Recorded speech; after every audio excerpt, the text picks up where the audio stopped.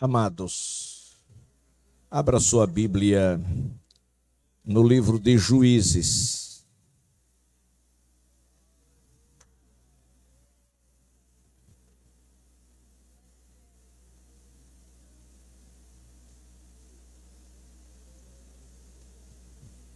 Juízes capítulo 7, versículo 16.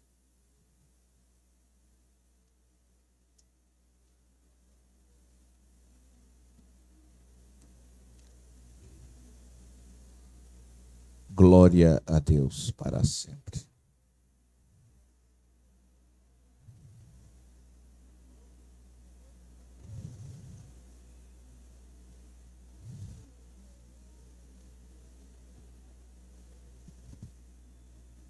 Juízes capítulo 7, versículo 16.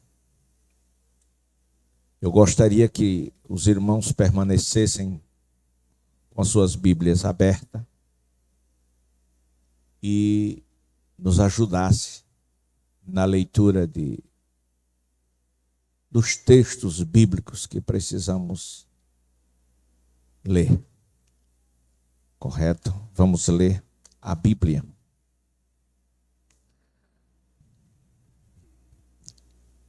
Capítulo 7, versículo 16, está escrito: Então repartiu os 300 homens em 3 companhias e deu-lhes a cada um nas suas mãos trombetas, cântaros vazios com tochas neles.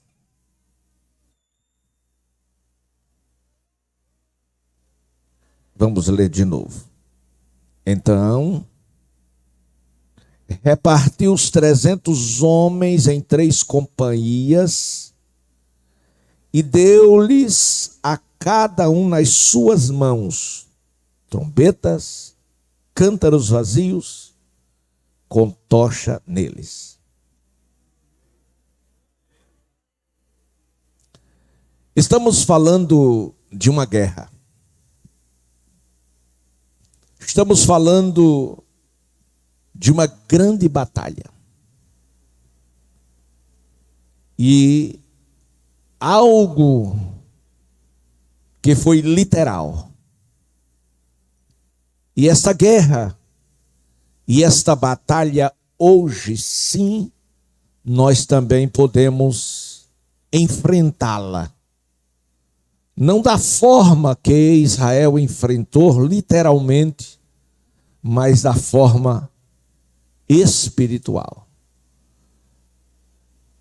Existem guerras e conflitos e situações pelas quais nós precisamos fazer alguma coisa e Deus conta conosco. Deixa eu dizer algo muito importante nesta noite. Desde o altar até o crente mais frio que não consegue ficar dentro do templo. Deus nos confiou uma grande obra e nos deu uma grande responsabilidade. E Ele conta conosco. Ele conta comigo, Ele conta com você. Ele acredita em mim, Ele acredita em você. Glória a Deus. E o que eu e você, estamos fazendo com aquilo que Deus nos confiou, com aquilo que Deus entregou em nossas mãos.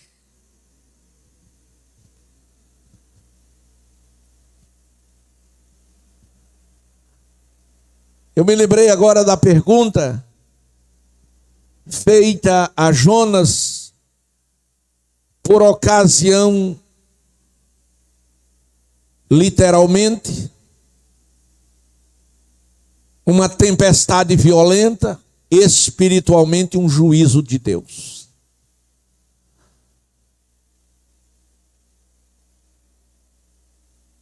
Encontraram o capitão daquele navio, encontrou um profeta dormindo no meio de uma tempestade. Ninguém conseguia dormir, mas ele conseguiu. Tiago vai dizer: levanta tu que dormes, e Cristo te esclarecerá.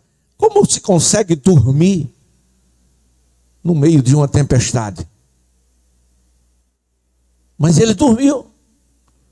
De sorte que foi repreendido por um pecador, que disse: levanta-te dormente. Em outras palavras, o que tem com você? O que está acontecendo com você? Como você, numa situação dessa, em que a vida de centenas de pessoas estão em risco, em perigo, a tua própria, e tu está aí dormindo? O que você está fazendo aqui? Quem é você? De onde você está vindo? Quem é o teu Deus? Tu tem algum Deus?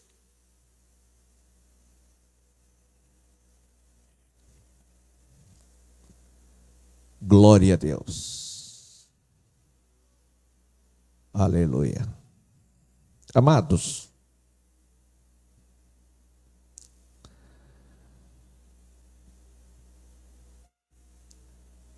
estas três companhias, ou esses 300 homens, dividido em três companhias, foi uma seleção de Deus.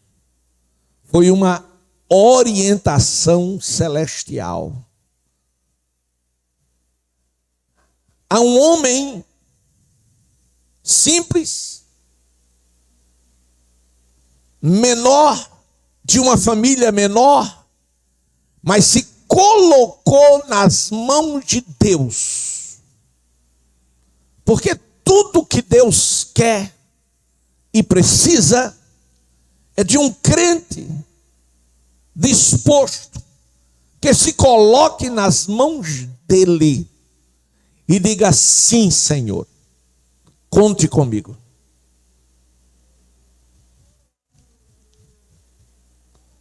A Bíblia vai nos dizer, irmãos,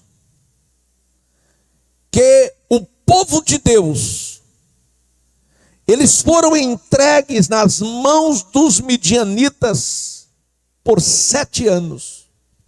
Foram entregues, ou seja, Deus os entregou. Você sabia que nós temos ao nosso redor a proteção de Deus? A Bíblia vai chamar de o anjo do Senhor acampa ao redor dos que temem a Deus. Mas há uma proteção. Glória a Deus. E enquanto você está protegido pelo Senhor, tudo quanto o inimigo pode fazer é chegar ao teu redor, mas ele não pode te tocar. Para que o inimigo possa nos tocar, porque existe um contraponto, e alguém vai mostrar biblicamente alguém, como Jó e tantos outros, que foram tocados. 2 pontos. Pode sim, com a permissão de Deus. Ou seja, o diabo, para tocar em alguém que pertence a Deus, ele tem sim que ter a autorização de Deus. Ainda que este crente esteja em pecado, mas o diabo só pode tocar nele se Deus permitir. Glória a Deus. Pedro O diabo foi falar com Jesus para se andar com ele. E ele não deixou, porque Pedro não estava em condição nem preparado. Mas, meus amados e queridos irmãos, Deus quer que você seja um instrumento nas mãos dele. A Bíblia vai dizer que os israelitas estavam nas mãos dos midianitas. Por quê? Eu gosto muito deste porquê. E a gente vai ver Juízes capítulo 6, 1 e 2. Leia comigo, por favor. Aleluia. Juízes capítulo 6. Não fecha a Bíblia, a gente vai ler muitos textos. Fizeram os filhos de Israel o que era mal perante o Senhor. Por isso, o Senhor os entregou nas mãos dos midianitas por 7 anos. Então, os israelitas estavam nas mãos dos midianitas, por quê? Porque eles fizeram o que era mal perante o Senhor. E Deus não tem compromisso com o crente no pecado. Aleluia. Deuteronômio capítulo 28, versículo 1 e 2 e 15 e 16. Por favor. Vamos entender estas coisas das Escrituras. 28, 1 e 2. Monte Gerizim. A palavra profética, o que é que diz? Será que, se ouvires a voz do Senhor, teu Deus, tendo cuidado de guardar todos os teus mandamentos que eu te ordeno hoje, o Senhor teu Deus te exaltará sobre todas as nações da terra, e todas estas bênçãos virão sobre ti e te alcançarão, quando ouvires a voz do Senhor teu Deus. Bênção, estas bênçãos é para mim, estas bênçãos é para você. Quando? Quando você der ouvido à voz de Deus, quando você guardar os mandamentos do Senhor, aí sim Deus vai te exaltar. Glória a Deus. E Deus vai abençoar tudo que você tem. Mas tudo que você tem ficará debaixo da poderosa mão de Deus e abençoado por Ele, se você der ouvidos e se você guardar a sua palavra. Deus reserva as suas bênçãos para os seus. Mas por que os seus nem todos recebem? Porque sai do projeto. Porque não dar ouvidos à voz do Senhor. Quem não lembra as últimas instruções de Jesus no Monte Olival, e as instruções dadas, somente quase 120 cumpriram, e 380 não cumpriram, ouviram, mas não obedeceram. Mas os 120 que deram ouvidos, os 120 que cumpriram, foi os 120 que receberam a bênção em Jerusalém. Versículo 15 do mesmo capítulo de Deuteronômio. Será, porém, vamos igreja, toda igreja. Será, porém, que se não deres ouvidos à voz do Senhor teu Deus, não poderão cuidar em fazer todos os seus mandamentos e os seus estatutos que hoje te ordeno. Então sobre ti virão todas estas maldições e te alcançarão. Maldito serás na tua terra e no campo. Isto. Então o que vai acontecer? Quando se dar ouvidos e se coloca em prática, vem sobre nós o quê? Bênção. E quando não damos ouvidos, virá sobre nós o quê? Maldição. Quando a gente dá ouvidos, significa nós confiamos, nós acreditamos, nós honramos aquele que está falando, a saber, Deus. Quando a gente não dá ouvidos, a gente está o quê? Desconfiando, não acreditando, não crendo, chamando de mentiroso e desonrando. Você já parou para pensar nisso? Isso é muito sério. Eu estou falando que eu e você precisamos, sim, nos colocar nas mãos de Deus para que Ele nos use como instrumento em suas mãos. Israel era um povo especial. Era a única nação, ou foi a única que Deus escolheu. E disse, vocês me pertencem, são meus. Se vocês me obedecerem, eu serei o Deus de vocês. Eu estarei no meio de vocês. Mas o problema daquele povo, irmãos, é porque eles fizeram o que era mal perante os olhos do Senhor. Glória a Deus. E por conta disso, eles foram entregues nas mãos dos midianitas por 7 anos. Aleluia, misericórdia mesmo. E por conta deste pecado,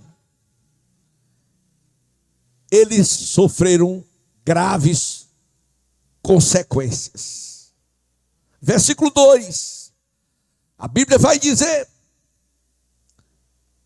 que aquele povo que seria cabeça agora era cauda, que aquele povo viviam agora escondidos nos montes, nas covas, nas cavernas. Por quê? Porque prevalecia o domínio dos midianitas sobre Israel. Aí versículo 2, olha aí, dá uma olhada na Bíblia. Fizeram estes para si, por causa dos midianitas, as covas que estão nos montes, nas cavernas, nas fortificações. Eles agora abandonaram a sua zona de conforto, o aconchego do seu lar, porque fizeram o que era mal perante os olhos do Senhor. E nós precisamos ter cuidado, porque tem muitas pessoas na igreja, servindo ao Senhor, que tem feito o que é mal perante os olhos do Senhor, que não tem discernido entre a mão esquerda e a direita, porque não sabe o que é prioridade, porque não sabe discernir o que é sagrado do que é profano. Isso é muito perigoso.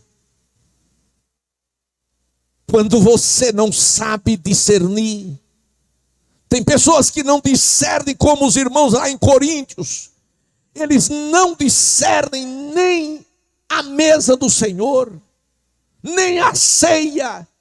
Eles tomavam santa ceia em pecados. No dia de um ajuntamento solene, os crentes de Coríntios se embriagavam. E tinha deles que até dormia com a mulher do pai. Pastor, está na Bíblia. Aleluia. Pense o que é alguém em adultério, em fornicação, em prostituição, em roubo, em mentira, e tomando a santa ceia do Senhor. E Deus vendo. Ou você acha que Deus é míope, e como Ele está muito distante, Ele não vai te alcançar com os olhos dele? Diga comigo, Deus está me vendo.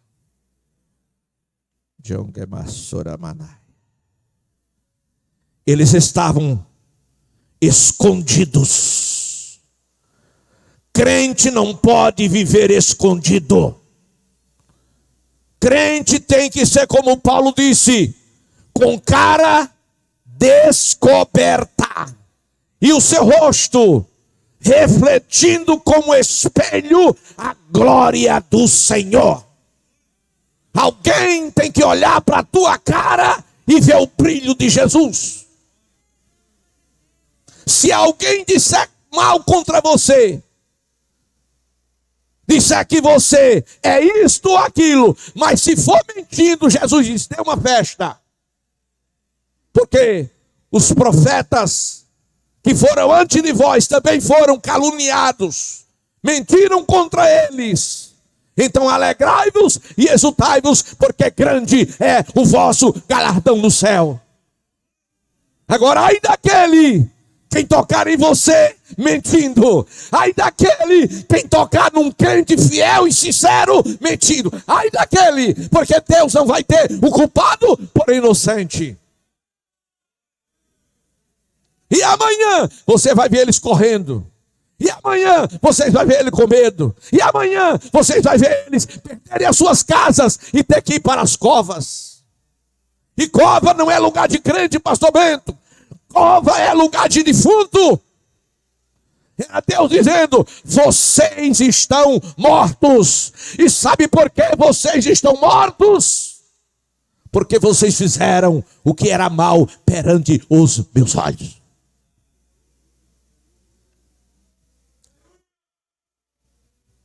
Aleluia. Mas a Bíblia vai mais além. Aleluia. Além deles perderem a zona de conforto, sair do aconchego das suas casas, ir para os montes, para as covas, para as cavernas, todo o produto que eles plantavam eram destruídos. Ou seja, Deus está falando aqui, Marinho, de economia. Deus está falando aqui de finanças. Deus está falando aqui de dinheiro. Oh, aleluia. Porque tem muitas pessoas que se incomodam quando se fala de dinheiro. Aleluia. Mas a Bíblia vai dizer, meus amados irmãos, no versículo 4... glória a Deus. No versículo 2, que o domínio dos midianitas sobre Israel era tão grande. Glória a Deus. E que no versículo 3, Israel semeava, mas os midianitas e os amalequitas também, os povos do Oriente, a saber, Seir, subiam contra ele. E contra ele se acampavam e destruía os produtos da terra até a vizinhança de Gaza. E não deixavam sustento algum, nem ovelha, nem bois, nem jumentas. Glória a Deus. Você está entendendo? Escute, os produtos plantados eram destruídos. A fonte de renda, o básico era tirado. A criação eram destruídas. E a Bíblia vai dizer no versículo 6 que Israel se enfraquecia, que Israel empobrecia. Vamos no versículo 6. Assim, Israel, vamos igreja, 1, 2, 3. Assim Israel empobreceu muito pela presença dos midianitas. Então os filhos de Israel clamaram ao Senhor. Pastor Bento. Foi necessário, eu disse, foi fraco. Eu disse, foi necessário Deus entrar em juízo contra o seu povo para que eles se lembrassem do Senhor. Para que eles temessem a Deus. Quem não vem pelo amor, vem pela dor. E isso não é ruim, isso é bom. Ruim é quem não vem nem pelo amor nem pela dor, porque não vem mais. Vai para onde? Para o inferno.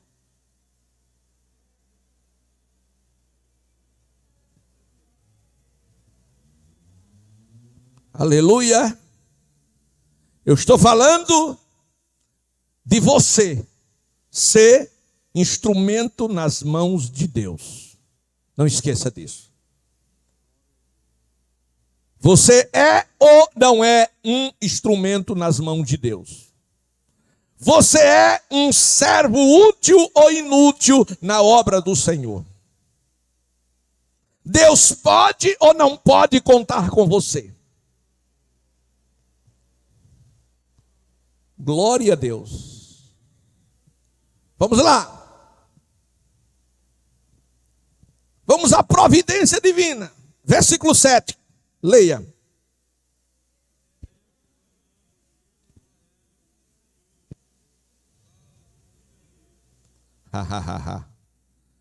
Tendo os filhos de Israel feito o quê? Foi fraco. Tendo os filhos de Israel o quê? Pronto. Israel lembrou de uma coisa que muitos precisam se lembrar na nossa geração. Da oração. Crente que não ora, irmão.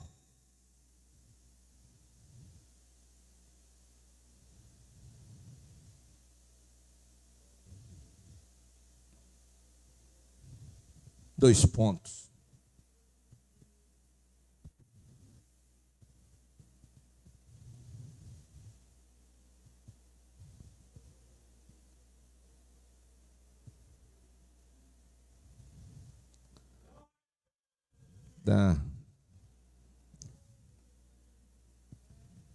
A Bíblia vai dizer que eles clamaram. E quando eles clamaram, o que foi que Deus fez? Número 1, Deus ouviu. Se você orar, Deus vai ouvir.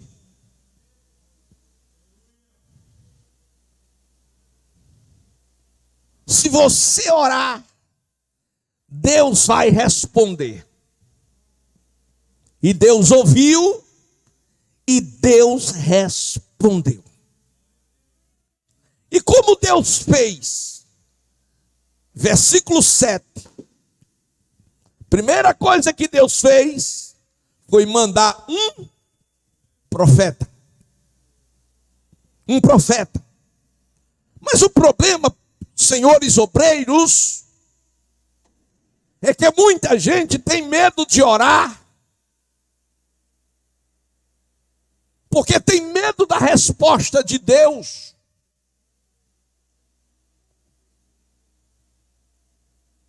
Você já viu aquele movimento do Espírito Santo que abala a igreja? E tem muitos crentes que levantam e saem de fininho. Não é o diabo que está levando ele, não. É ele que está com medo de o Espírito de Deus tirar a máscara dele.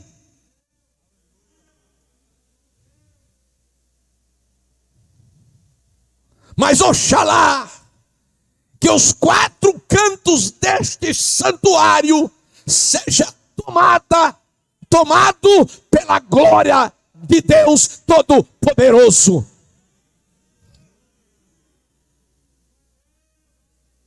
E que Deus levante verdadeiros profetas e profetisas. Estou falando de profeta de Deus. Estou falando de profecia, não de profetada. Estou falando de porta-voz de Jeová.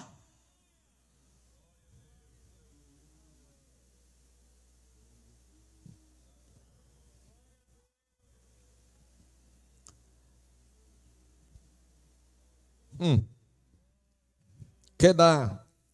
E o que te amo, eu foi, que te lopito funerraia. Alá, tchau.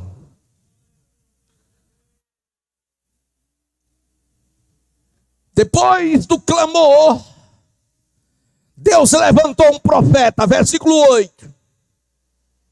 E o profeta diz: assim diz o Senhor, o Deus de Israel, eu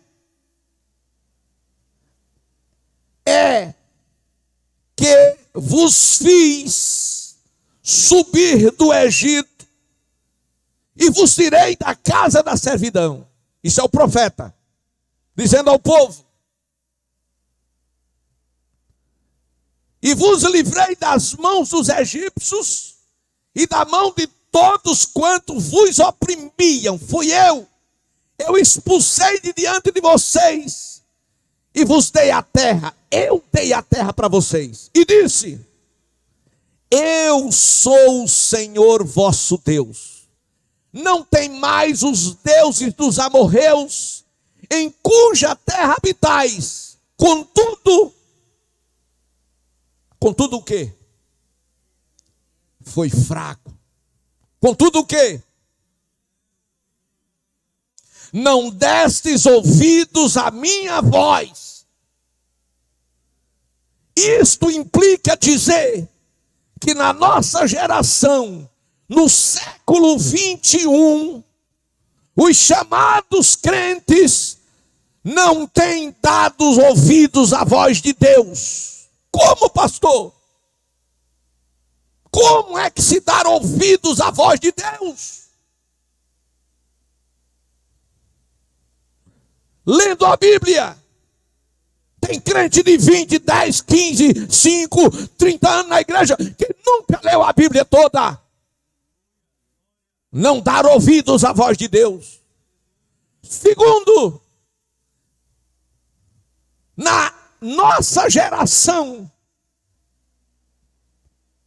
o chamado povo de Deus não tem prazer na lei do Senhor e não medita nela de dia e de noite conforme a instrução de Jeová. E mais, não gostam de doutrina. Glória a Deus, gosta de movimentos de homens.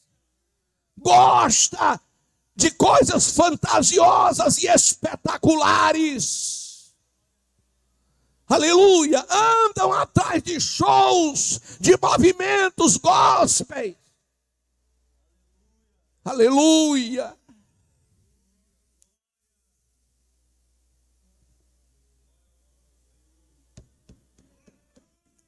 Deus ainda levanta profeta na nossa geração. Oh. Mas o profeta foi levantado depois do clamor. Mas amados, o profeta entregou o recado. E o povo, senhores obreiros, não foram sensibilizados. E o povo continuou no mesmismo. Não deram ouvidos à voz profética, à voz de Deus, através do profeta. E o que foi que Deus fez? Mandou um anjo.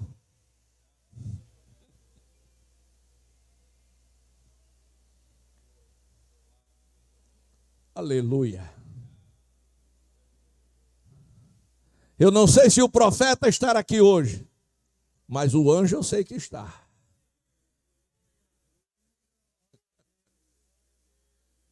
Quem tem ouvidos, ouça o que o Espírito diz à igreja. 6:12, 6:11. Então veio o anjo do Senhor, assentou-se debaixo do carvalho que está em Ofra, que pertence a Joás, a Biezita, e Gideão, seu filho, estava malhando trigo no lagar para o pôr a salvo dos midianitas. Deixa eu dar um nome a isso. Sabe como é o nome disso? Compromisso. Diga comigo, compromisso. Estamos numa geração de crentes descompromissados. Que crente que entra ano, sai ano, não evangeliza, não dá uma literatura, não convida ninguém para a igreja, não ganha uma alma, não faz um dia de jejum, não faz vigília, escola dominical é um bicho, não cresce, é anão a vida inteira. Glória a Deus. Pastor, essa mensagem a gente não queria ouvir. A gente queria ouvir aquela que abre a gaveta e tira a chave com a bênção. Teu carro, tua casa. Deixa de ser menino.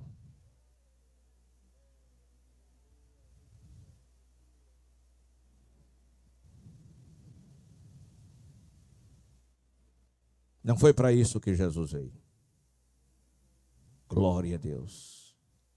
Ele veio para que você chegasse no céu. Ele disse, quer vir após mim? Eu estou indo para o céu. Quer vir após mim? Quero. É para ir para o céu? Para o céu? Eu vou. Então negue a si mesmo. Tome a sua cruz e siga-me. Está combinado? Tá, eu entro, eu vou. Aí o diabo diz, eu não vou deixar você chegar. Pronto. Aí você já, de cara, já constituiu um inimigo. Não adianta. Cristianismo é isso.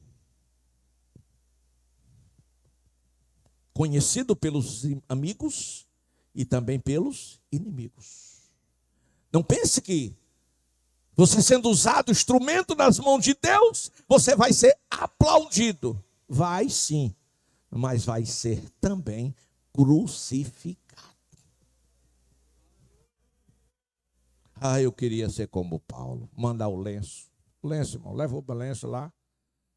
Glória a Deus, o lenço. R$1.000 cada lenço. E aonde botar a cura. Você queria ser o Paulo para mandar lenço? E você queria ser o Paulo nas masmorras de Filipe, depois de ter tomado uma surra em via pública? Glória a Deus. Não, cada lapada você vai ganhar 100. Não, quero não, pastor. Queridos, eu estou aqui com o anjo. Deixa Paulo lá. O povo de Deus clamou. Deus mandou profeta.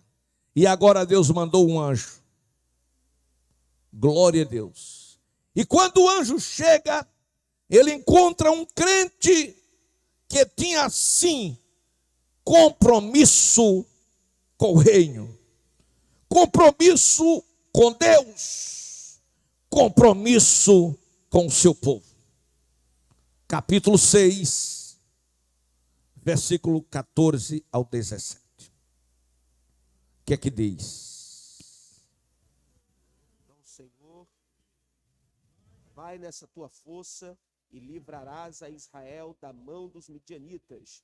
Porventura não te enviei eu? E ele lhe disse: Ai, Senhor meu, como livrarei a Israel?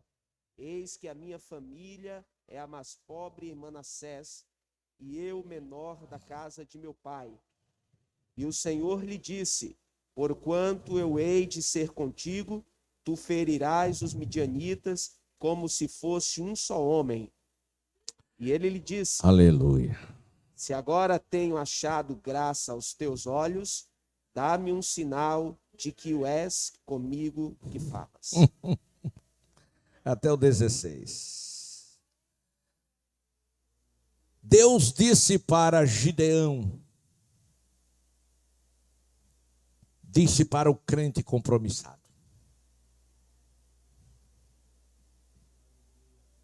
eu vou te usar poderosamente. E sabe, é você que vai livrar Israel. E é nesta palavra que ele encontra a pessoa certa. A pessoa certa não é a que pensa ser, é a que tem a certeza de que não é. Glória a Deus. Ele disse: eu. A pessoa certa, irmãos, ela tem características específicas, e uma delas se chama humildade. Jesus disse: aprendei de mim, que sou manso e sou humilde de coração.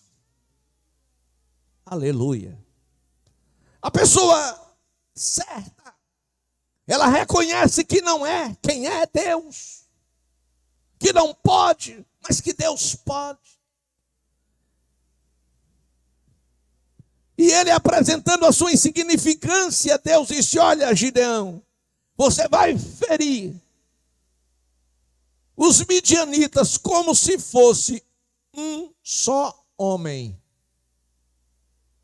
Glória a Deus. E aí,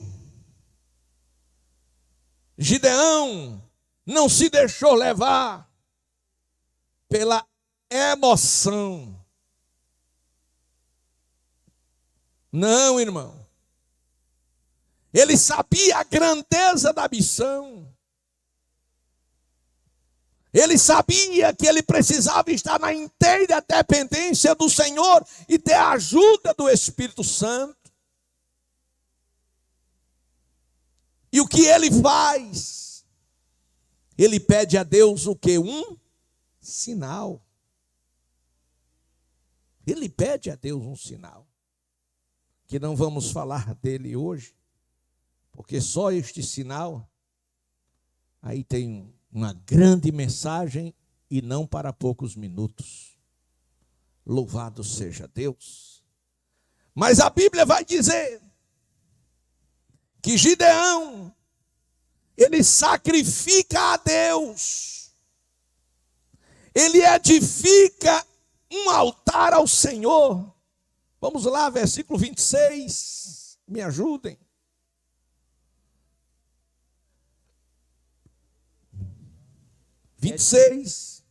E edifica ao Senhor teu Deus um altar no cume deste lugar forte, no lugar conveniente, e toma o segundo boi e o oferecerás em holocausto com a lenha que cortares do bosque. Isso. Primeira coisa, ele edificou um altar. Abro aspas, ou parêntese. Você tem o seu altar edificado na sua casa? Você tem o seu lugar de encontro diário com Deus? Ou não? Todos nós temos o nosso lugar de encontro diário com a comida. Tem ou não tem? Tem, todo mundo tem. Não, pastor, 7 horas da manhã, outros 6 horas, outros 8 horas. Eu tenho o meu lugarzinho. Eu chego lá e que eu preciso cuidar do meu corpo. Está errado? Não, está certíssimo. Mas o seu lugar, o seu altar, você tem? O lugar de encontro com o seu espírito, a sua alma, para alimentá-la?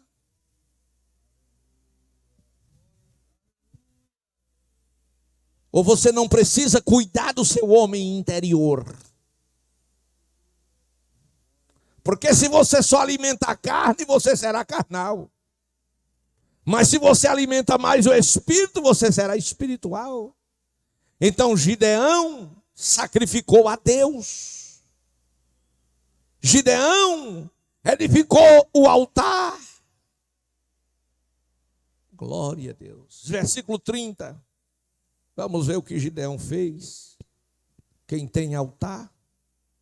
Então os homens daquela cidade disseram a Joás: tira para fora o teu filho para que morra, pois derribou o altar de Baal e cortou o bosque que estava ao pé dele.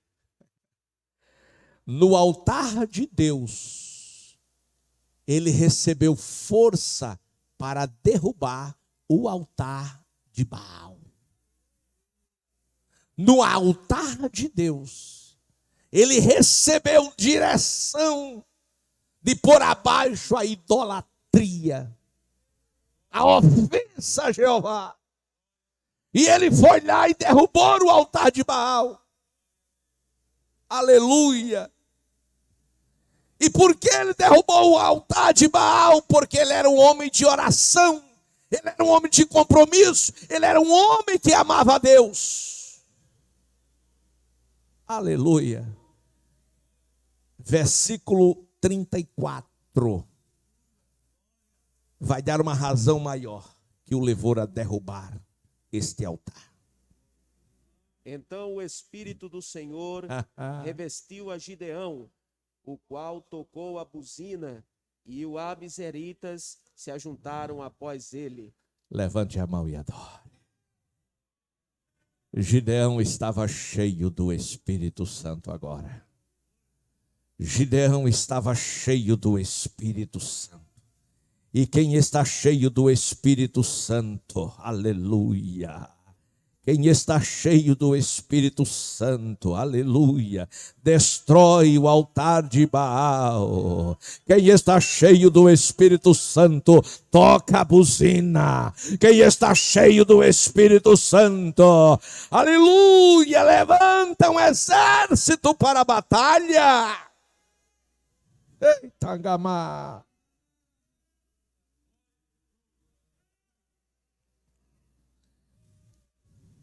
Glória a Deus.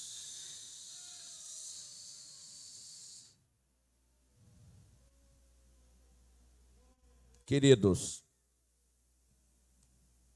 versículo 36, nós encontramos mais uma vez. Versículo 34, Gideão sendo revestido com o poder de Deus. Toca a trombeta, junta o povo, glória a Deus, e faz a prova com Deus. No versículo 34, 36, ele faz a prova sobre aquilo que Deus havia lhe dito, que por meio dele livraria a Israel. Glória a Deus. E no versículo 7, ele recebe um novo nome. Agora não era mais Gideão. Seu nome agora era Jerubaal. Por quê? Porque derrubou o altar de Baal.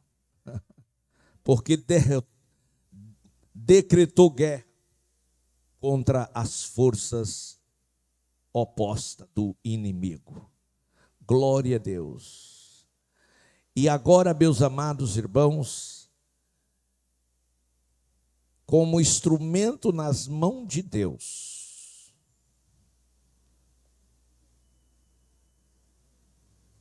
Ele precisa de uma grande vitória.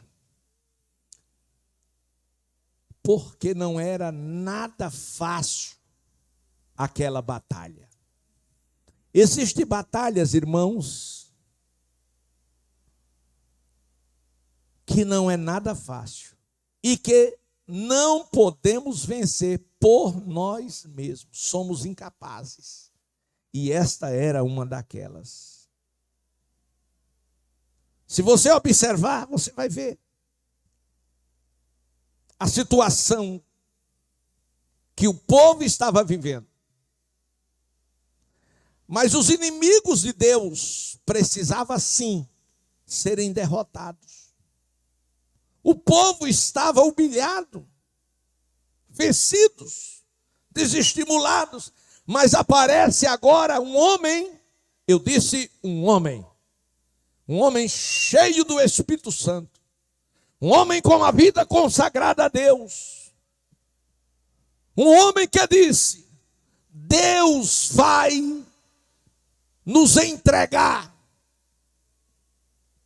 os midianitas, vai entregar os midianitas em nossas mãos. Vocês não precisam ter medo, nós vamos vencer, vamos entrar na batalha e vamos vencer. E ele convenceu e entrou para lutar ao lado de Gideão.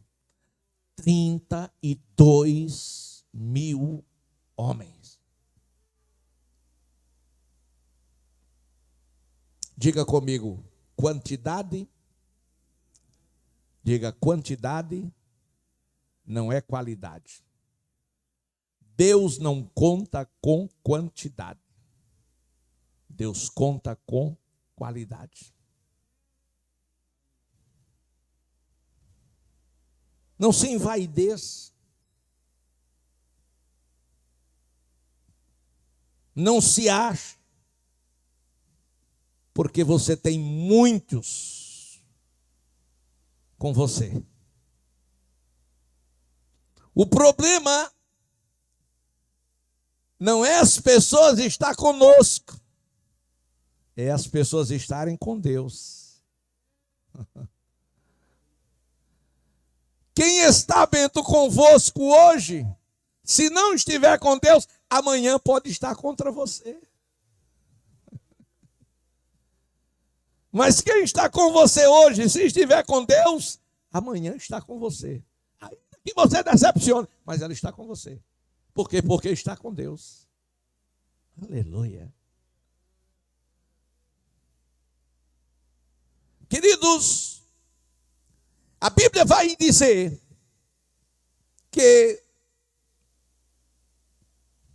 tinham 32.000.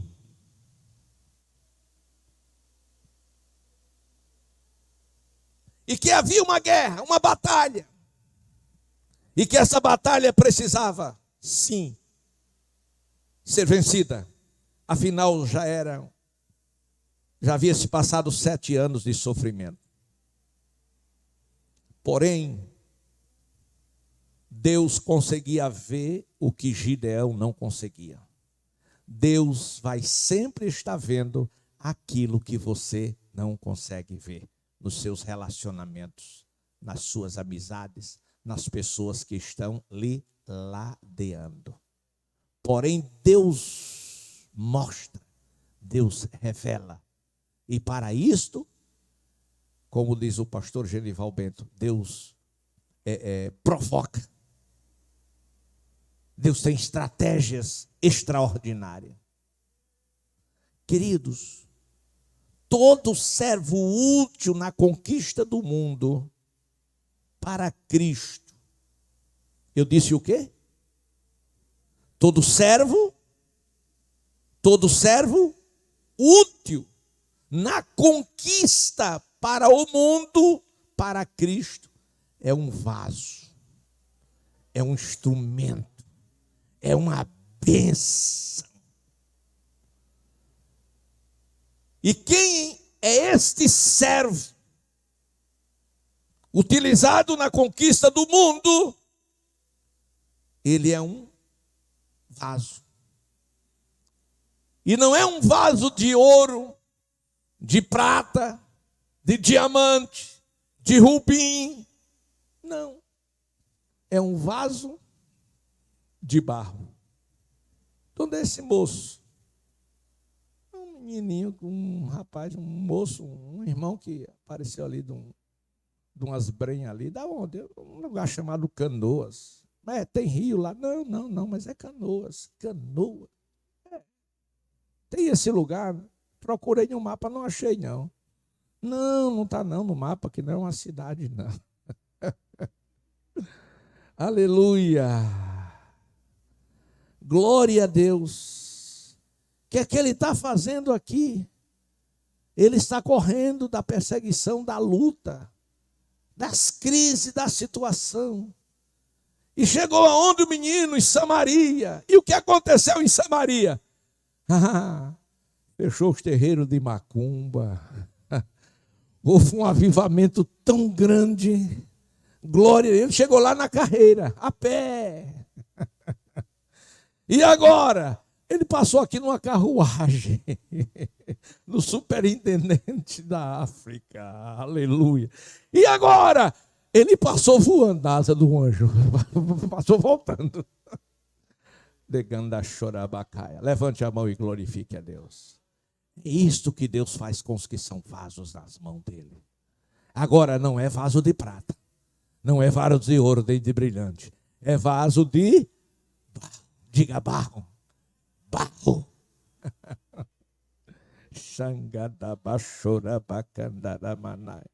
Porém, vaso de barro, porém nas mãos do Senhor. Faz assim, diga: nas mãos do Senhor. Vaso de barro, nas mãos do Senhor.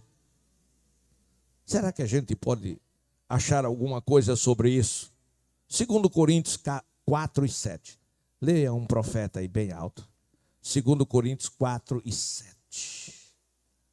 Aleluia. Temos, porém, esse tesouro em vasos de barro, para que a excelência do poder seja de Deus e não de nós. Eu não entendi não. Temos o quê? Esse tesouro em vasos de barro. Temos este tesouro. Que tesouro é esse que Paulo está falando? Aí eu me lembrei agora da Shirley Cavalhais. Achei um tesouro pendurado na cruz. Querem saber o nome? Seu nome é Jesus. Aí Paulo vai dizer: temos este tesouro. O que é que ele está dizendo, pastor Bento? Que nós temos Cristo em nossas vidas, que não vale nada, e somos pó e cinza. Deixa rabanda subei pela basura bacaia. Leite-olou. Achei um tesouro pendurado na cruz. Querem saber o nome, a igreja, seu nome. Ei. Oh, vasos de barros, porém com um tesouro dentro, que é Jesus. Este vaso de barro é útil, porque dentro dele tem um tesouro. Bata a mão no peito assim, diga: esse vaso de barro é útil, porque tem um tesouro dentro dele. Levante a mão e glorifique. Por isso somos luz do mundo, por isso somos sal da terra. E é esta luz que resplandece quando o vaso é quebrado. Aleluia! Irmãos, era 32.000. Mas o Senhor disse: Gideão, prega, faz um culto de doutrina, e fale sobre covardia, e fale daqueles que não são verdadeiros. E Gideão deu um sermão poderoso ali, meus amados irmãos, e 22.000 voltaram murmurando, reclamando e falando mal de Gideão. Você é pastor nada. Como é que a gente estará aqui para ajudá-lo? E ele vem nos maltratar. Não fico mais aqui nessa igreja. Eu vou para aquela de lá. Vá-se embora. Irmão, não era pouca gente não, pastor Bento. Pensa 22.000 pessoas, cada um com um WhatsApp. O mundo inteiro soube que Gideão era ignorante, que Gideão era um pastor bruto, que Gideão não respeitava ninguém, que era isso e que era aquilo. Mas Gideão era um vaso de barro, mas dentro dele havia um tesouro. Aleluia! Pronto! 10.000. Senhor, 10.000 é muito pouco para esta guerra. Deus disse: Gideão, olha, Senhor, mas eu tenho uma seleção de 10.000, mas são os melhores. São meus amigos. São aqueles que estão comigo, ao meu lado. Você acredita, Gideão, que eles estão ao seu lado mesmo? Quando é que eles vão estar ao seu lado? Quando é que você pensa que eles estão ao seu lado? Quando você estiver abençoando eles, eles vão estar com você. Mas se você fizer qualquer coisa que contrarie, eles não vão ficar com você. Senhor diz: faça a prova. É simples, é só você fazer prova. Faça a prova. E Gideão fez a prova. E da prova só ficaram 300.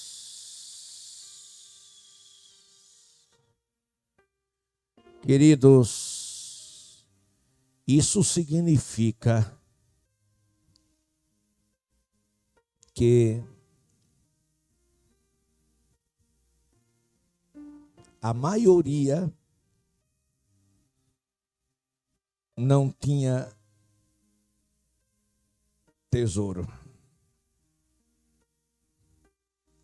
Isso significa que a maioria era de ouro, de brilhante, de rubim, de cristal. Eram pessoas importantes, eram pessoas valorosas demais. Não eram servos. Aquele que bate continência, aquele que diz, pode contar comigo, e você conta mesmo. Não eram obedientes, não eram fiéis.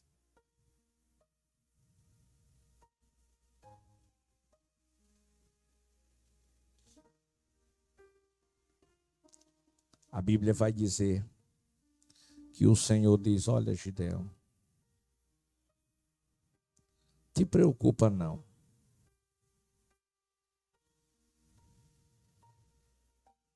Versículo 7 do capítulo 7. Disse o Senhor a Gideão: com esses 300 homens que lamberam a água, ou seja, que foram cautelosos, que foram vigilantes, que estavam verdadeiramente preocupados com a situação, são esses 300 homens, Gideão, que lamberam a água.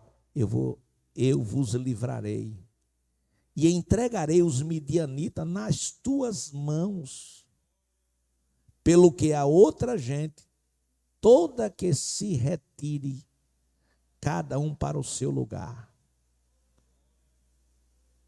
10.000 tirou 300, 9.700, disse não. Agora eu imagino, é conjecturar, né? Vamos conjecturar. Eu quero ver agora. Vamos ficar só olhando para a gente ver a vergonha que ele vai passar. A derrota que ele vai sofrer. A exclusão é uma coisa terrível. Glória a Deus. A verdade dói, machuca, mas é a verdade. Jesus disse, irmão,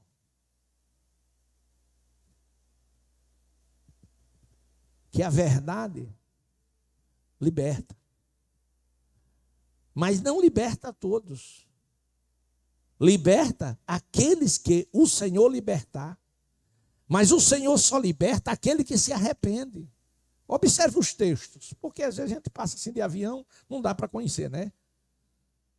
E conhecereis e a verdade vos libertará. Mas tem um outro versículo lá na frente, o 36, e diz: E se o filho vos libertar, verdadeiramente sereis livres. E a verdade não liberta? Entre aspas. Isso é parcial. Ela liberta quando você abraça esta verdade. Mas isso, irmão, pastor, o que pode ser verdade para o senhor pode não ser para mim. Em outras palavras, eu não tenho obrigação de acreditar no Senhor. Meu céu. Aleluia. Queridos, Gideão agora recebe de Deus a instrução, a garantia. E a Bíblia vai dizer algo muito interessante.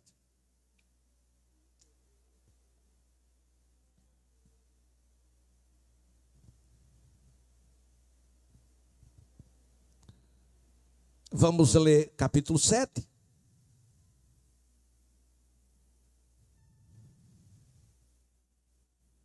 Gideão mandou alguém lá no arraial dos midianitas, dos amalequitas, e os povos, eram 3 nações, na verdade. A Bíblia diz no versículo 12, que eles eram como gafanhotos, cobriam o vale, como gafanhotos, em multidão. Eu imagino, só a quantidade deles dava para matar os 300 do coração. Mas o problema dos 300 é que eram vasos. Diga vasos. Isso. Chegando, pois, Gideão, eis que certo homem estava contando um sonho ao seu companheiro. Versículo 13, me acompanhe.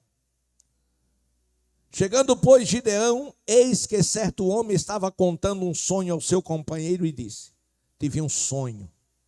Eis que um pão de cevada rodava contra o arraial dos midianitas e deu de encontro à tenda do comandante, de maneira que esta caiu e se virou de cima para baixo e ficou assim estendida. Respondeu-lhe o companheiro e disse: não é isso outra coisa, senão a espada de Gideão, filho de Joás, homem israelita. Nas mãos dele entregou Deus os midianitas e todo este arraial. Ele ouviu. E agora, versículo 15. Tendo ouvido Gideão contar este sonho e o seu significado, ele adorou e tornou ao arraial de Israel e disse: levantai-vos, porque o Senhor entregou o arraial dos midianitas nas vossas mãos. Pare e pense. 300 homens. Essas 3 nações, era tanta gente que cobria os montes e os vales como gafanhotos. Mas Gideão mandou que ele se levantasse e disse: Deus nos entregou, ou os entregou em nossas mãos. E agora, ele repartiu em 3 companhias, deu a cada um nas suas mãos trombetas, cântaros vazios e tocha nestes cântaros. Essas trombetas, meus amados irmãos, simboliza a proclamação do Evangelho. A palavra profética que nós temos que levar às pessoas que estão precisando de salvação.